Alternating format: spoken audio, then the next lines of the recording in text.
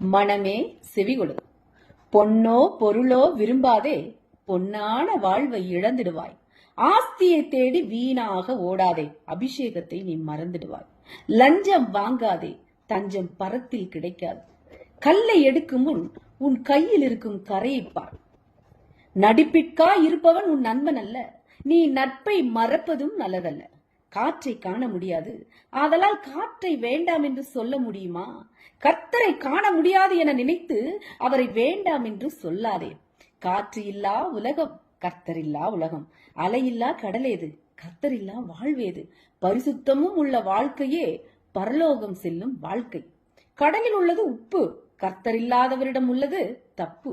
பணத்திற்காய் ஒரு சிலர் பரிசுத்தத்தை இழந்து விடாதே. அவிசுவாசியை விட விசுவாசிகளாலே கிறிஸ்தவம் செல்லாமல் இருக்கின்றது.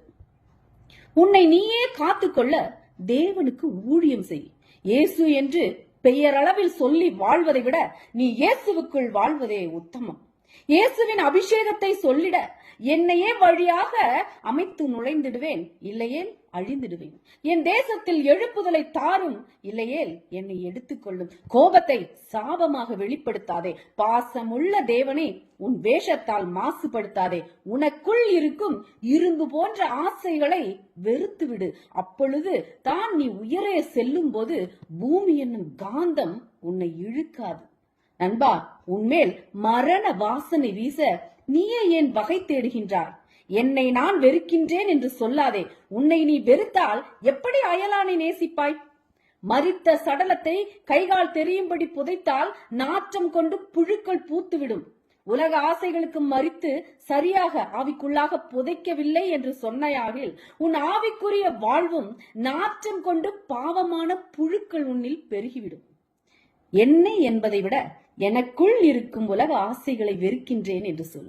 எல்லாம் என் கைக்குள் வர வேண்டும் என்று விரும்பினால் நீ ஒருவர் கைக்குள் முதலில் அடங்கி இரு. ஒளியை இயேசுவை காணும் முன் இருளை பிசாசை பற்றி அறிந்து கொள். விட்டு வெளியே வா. மற்றவரை அறிந்திடும் முன் உன்னை நீயே அறிந்து கொள். உன்னிடம் இருக்கும் பணத்தை வைத்து அதற்கேற்ற பொருளை வாங்கப்பார். ₹1 வைத்துக் கொண்டு ₹100 பொருளை வாங்க வகை தேடாதே. விஷத்தில் எவ்வளவுதான் பாலும் தேனும் ஊற்றினாலும் அமிர்தமாய் மாறாது. நஞ்சு நஞ்சுதான். அதுபோல பாவமும் பிசாசு. தீய செயல்களை செய்வது நீதான், பிசாசல்ல. உனக்குள் இயேசு இருப்பார் என்றால் உனக்குள் இருளை நீக்கும் ஒளியான பரிசுத்தமும் இருக்கும். மதுவை பருகும் முன் அதை மறந்துவிடு. வெளியிலிருந்து பார்ப்பதை விட உனக்குள் பரிசுத்தத்தை காப்பதே நலம். கர்த்தரை விட காசு பெரிதாய் மாறுகின்றது. ஆகவேதான் ஊழியத்தை ஊதியமாய் செய்கின்றார்.